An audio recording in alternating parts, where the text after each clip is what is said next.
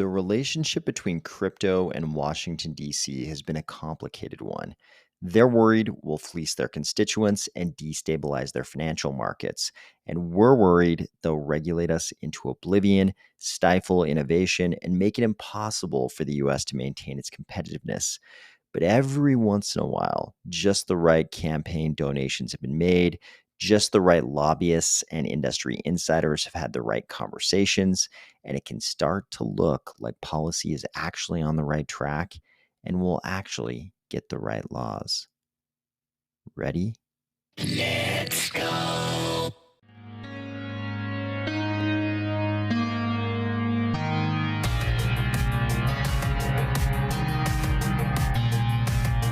Today, we are going to discuss the big Charles testimony before a House of Representatives subcommittee, a World Mobile and Charles AMA coming up next week, the Pavia mystery image revealed, and another huge robbery forest heist. Remember, friends don't let friends EVM. If you understand that these flags do not mean I'm claiming dominion for the Army of Spies and Cardano over the U.S. Capitol building, the images had to go somewhere. Just made sense to put them on flagpoles. Or if you're finding value in these videos each weekday, please consider delegating to the Army of Spies stake pool, ticker AOS. Today was the Future of Digital Asset Regulation hearing before the Commodity Exchanges, Energy and Credit Subcommittee of the House Agriculture Committee. Here are the members of both the majority and the minority party. I know some of you were freaked out last time we showed this. You were like, why doesn't the minority party get their pictures? It's because they're not the majority party right now, and they have their own website for their own party's membership on this subcommittee and the House Agriculture Committee at large. We started out with Chair Maloney and Ranking Member Fishbach. That means she's the most senior member of the minority party.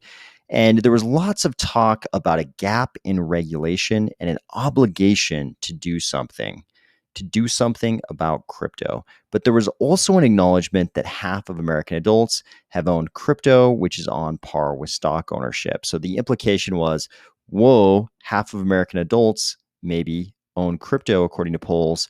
We have an obligation to do something, and there's this gap in regulation. So we need to just regulate crypto like crazy.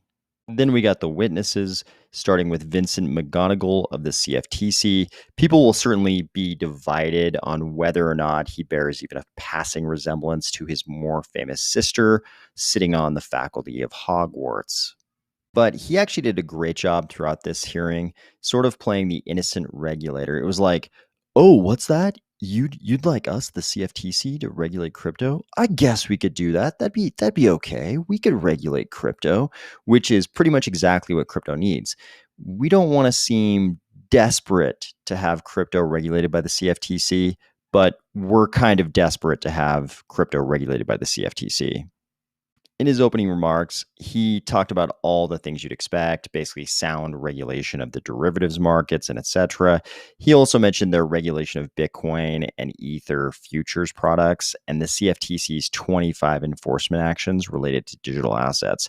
I'm glad he threw this in right at the start because it became relevant later. Next up was my favorite law professor in the world, Professor Christopher Brummer. He pointed out this is about more than just fitting crypto products into government org charts. He made a really accurate point that U.S. securities law is simultaneously too over-inclusive and under-inclusive for crypto. Current U.S. securities law would ask for things like disclosures on board governance, but not blockchain governance. It would require the filing of disclosures, but not that purchasers ever actually read disclosures. So you've got the US securities law forcing blockchains, if they regulated crypto, if the SEC regulated crypto under securities laws, we would have the over-inclusion of things that don't matter. Blockchains don't have boards, yet they'd have to report on board governance, but they wouldn't be reporting on on-chain votes and things like that. He also mentioned that the CFTC has more and better experience in regulating crypto than the SEC, but the SEC has a distinct edge in dealing with disclosures. We've talked about the SEC's Edgar system on this channel many times. The CFTC is also just a quarter the size of the SEC and has a fraction of the budget. Next up, we got opening remarks from Charles, and throughout his testimony, people were delighted by the smiliness going on back here. Many memes today about the smiliness. Charles pointed out that category-based regulation that relies on centralized actors for disclosure and reporting is unlikely to be effective for crypto and will actually inhibit regulation. And by that, I mean unlikely to be an effective way to regulate crypto. He offered that crypto innovation makes predicting specifics difficult, and we should instead focus on principles. He cited the Sherman Antitrust Act of 1890 as a great example of law that still works today because it focused on principles and not specifics. The specifics of 1890 wouldn't translate very well to 2022, but principles are timeless. By the way, I'm not disapproving of the smiliness. I was watching this like a sports fan, watching his favorite team crush their arch rival, also smiling throughout this testimony. Next up was Q&A. Maloney asked Professor Brummer if the CFTC should be able to regulate cash markets.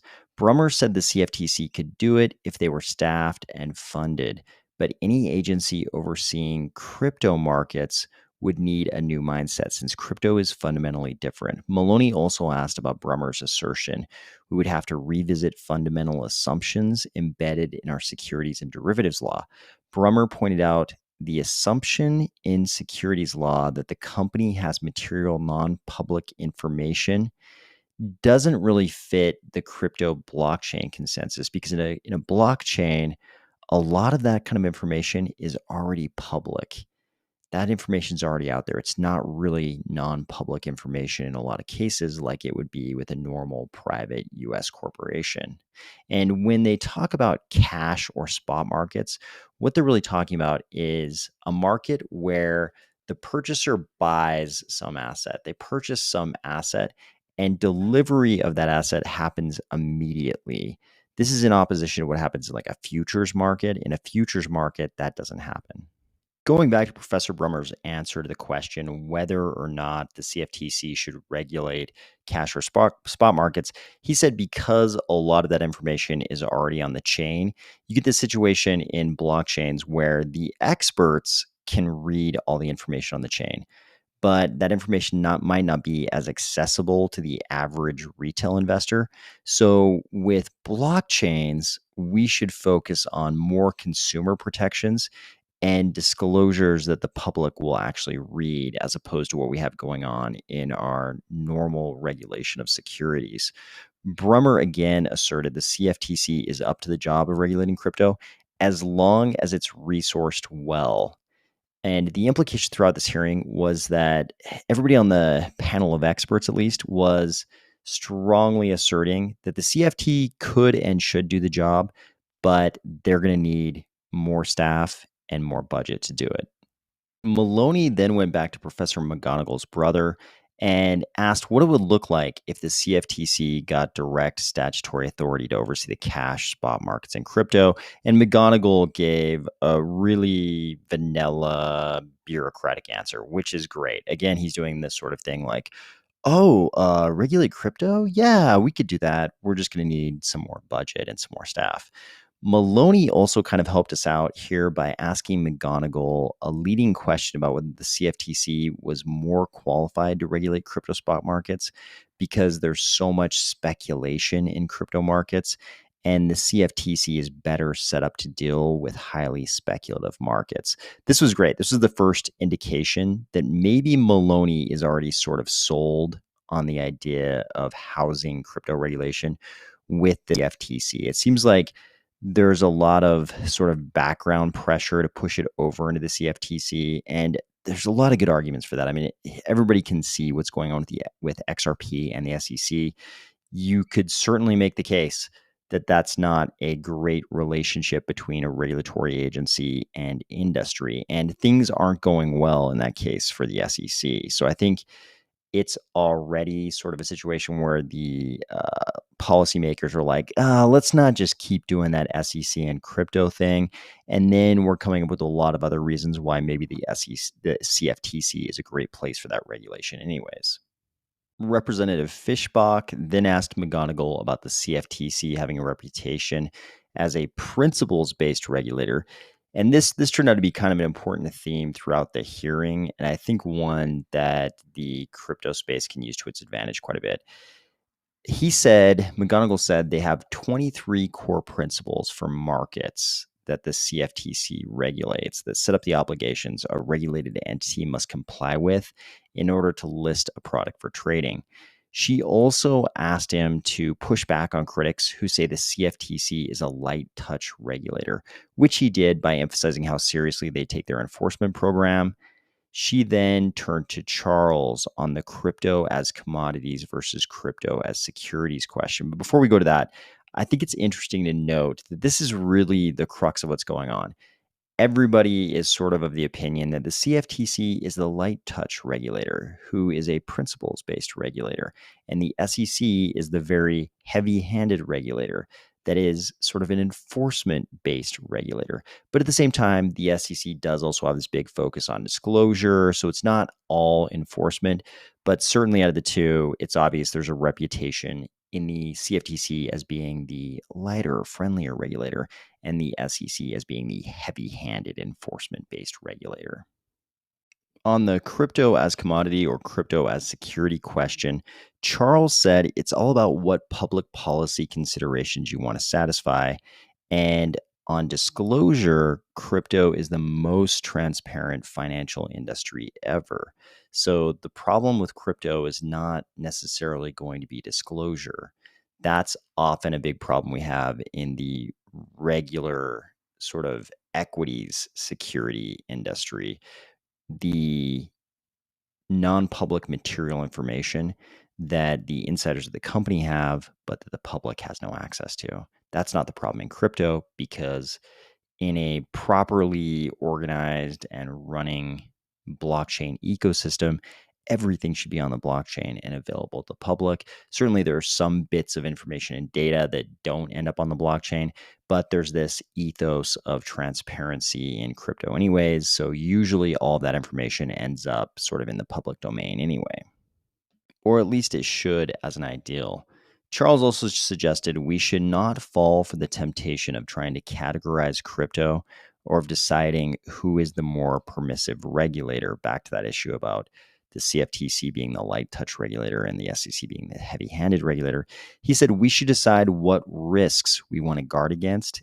And crypto now has over a decade of history to help us with that. We already know what risks materialize in crypto. We've been through several boom and bust cycles. We've seen all the robbery forest stuff. We already know about a lot of the risks in crypto. It's not like it's an unknown anymore like it would have been, 10 years ago. Representative Thompson asked Professor Brummer if the law was clear on whether digital assets were commodities or securities. Professor Brummer was almost laughing as he answered no. He pointed out the inadequacy of the Howey test to analyze crypto assets. We've talked about how the different arms of the Howey test really aren't quite a match for the crypto context. He also made sure to point out that leaders of both the SEC and CFTC had previously declared certain high market cap cryptos to not be securities. This was an obvious reference to the Hinman speech currently heavily examined in the XRP litigation, and also the comments of ex-CFTC chair Christopher Giancarlo. In response to another question, Charles pointed out that the CFTC is the right regulator from an efficacy standpoint because commodities are already decentralized. And he used the hay he permissionlessly grows on his ranch as an example.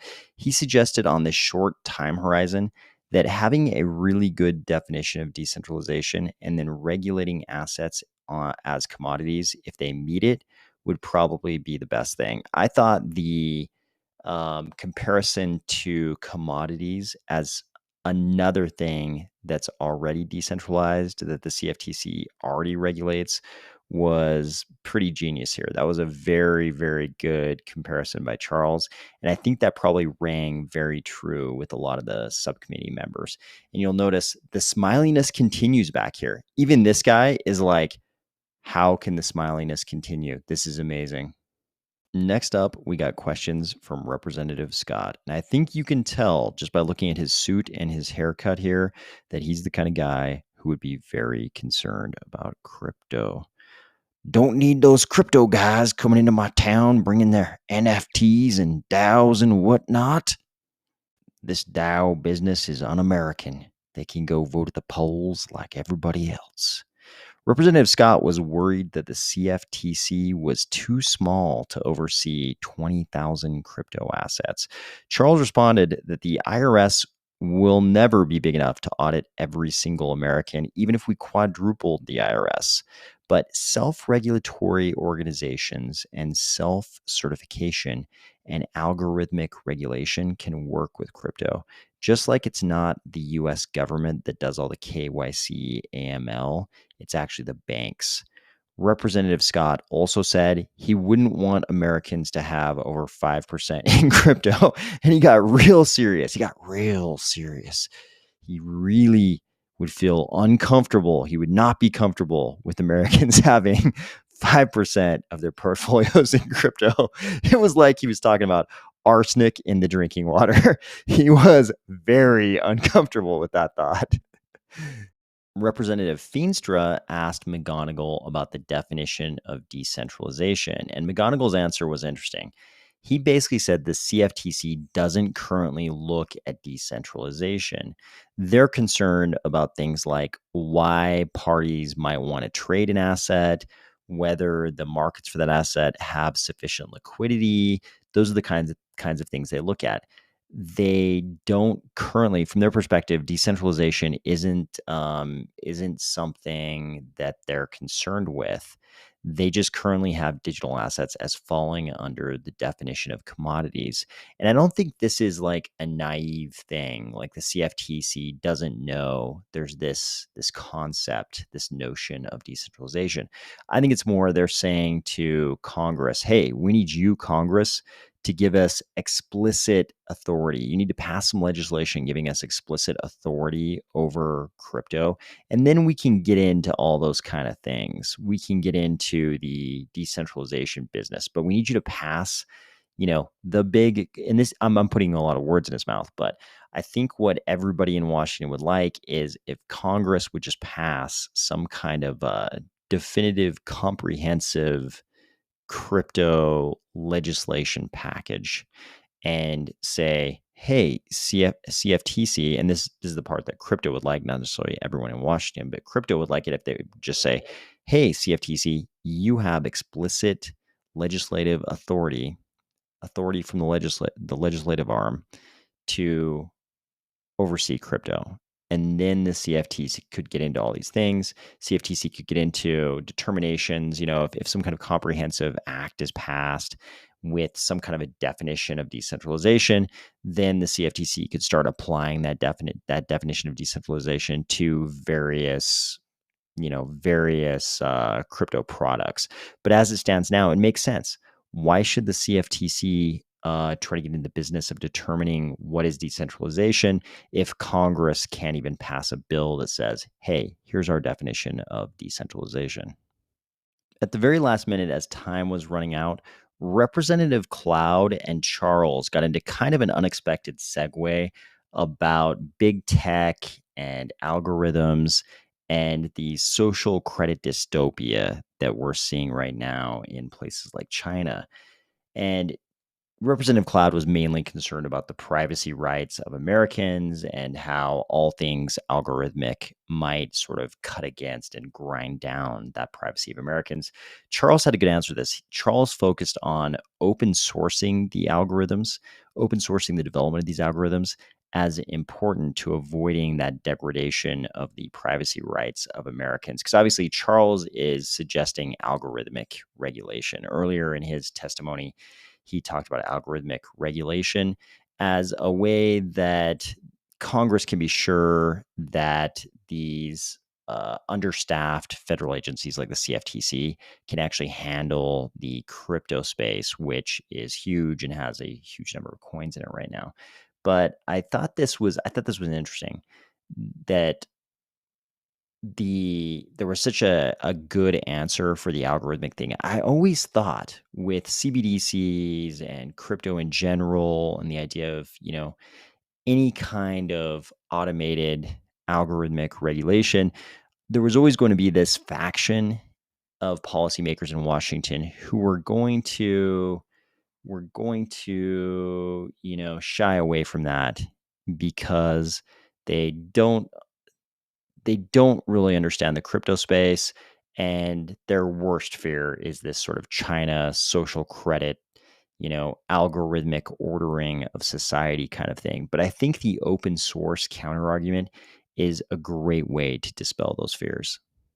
Be aware on Tuesday, June 28th at 4 p.m. UTC, we have got a World Mobile and IOHK AMA. It's going to be Charles and Mr. Telecom.